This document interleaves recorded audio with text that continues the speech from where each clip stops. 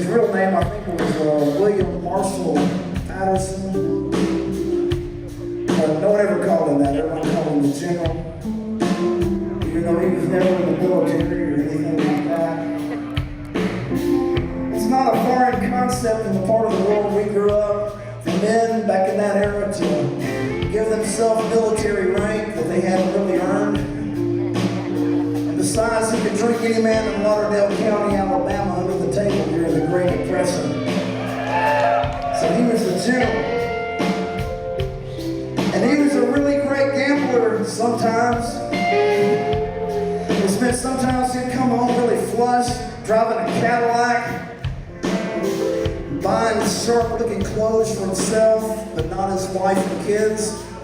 And then sometimes he'd come home and they'd be about to lose the farm and they'd be destitute. And my granddaddy, he ran away from home when he was 12 years old, and he rode all over the country on a train as a hobo. And when he got back at 14, no one even asked him where he'd been. It was just another mouth to feed. It was those kind of times back then. And my granddaddy grew up and he married my grandmother, the most beautiful woman in Lauderdale County, Alabama. And she was from a good Methodist home, and she just couldn't believe the stories he would tell about his childhood and how he used to take his dad to the bootlegger and the whorehouse when he was a kid. And one day she asked him, she said, "Didn't you feel terrible driving your daddy to the bootlegger and the whorehouse when you were a little boy?"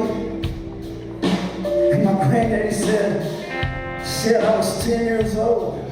I was driving a Cadillac. I would have taken that son of a bitch to hell if you asked me."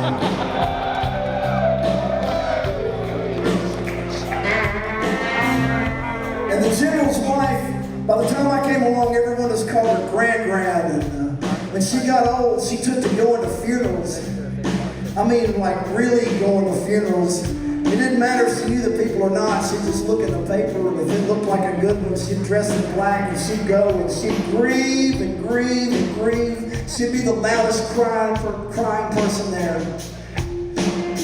But she always said that the best funeral she ever went to was the General's.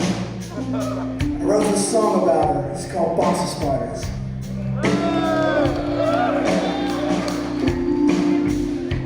Gran keeps a box of spiders. Says they're on me when I sleep. Waiting in the outhouse for me. Underneath the sea.